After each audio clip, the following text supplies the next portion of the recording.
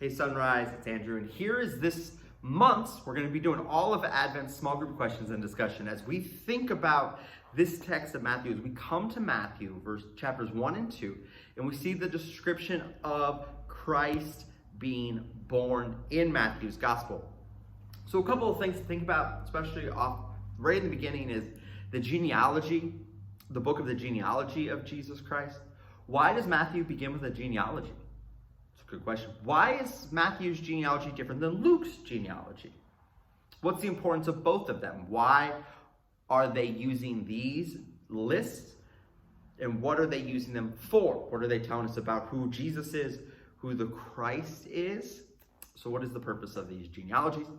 What's important about the details that we find in the Advent story of Matthew? And why are they different than the details that we find in the Advent story of Luke? What are the differences? What are the importances? Again, very similar. What's the importance of the differences? What are they telling us? So what are some of the key facts that we see in Matthew that we don't see in Luke? And vice versa. What does that tell us about who Christ came for? Who Christ is here to save? How those things work themselves out through their audiences. Also, some of the important things that you can see again as we study Matthew's specific birth narrative.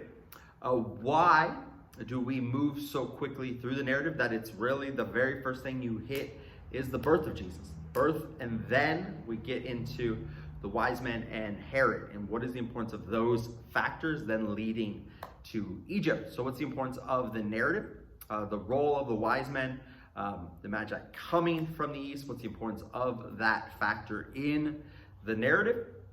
So as you continue to work through the book, chapters 1 and 2 of Matthew, that's kind of where we want you to spend some time. Like, what does this teach us about Jesus Christ? Who is he and what he has come to do? How does that change how we approach others, how we proclaim the gospel to people? And where does that ultimately give us hope in this season, especially in the midst of all the fear and anxiety that goes on around us? How does this text, these 2 chapters, continue to give us hope in reflecting on Christ, who he is, and what he has come to do? That's just a very brief overview of some things. Of course, dive into the text a little bit further, ask some deeper questions all the more. But again, especially looking at Matthew and Luke and how they tell the story. Again, hope that these will be an encouragement to you. Hope you'll spend some time in the Word. These are meant to dive you deeper into the text to think of some good questions that you guys can spend some time in. Can't wait to see and worship with you guys throughout the month of December as we celebrate Advent together. See ya.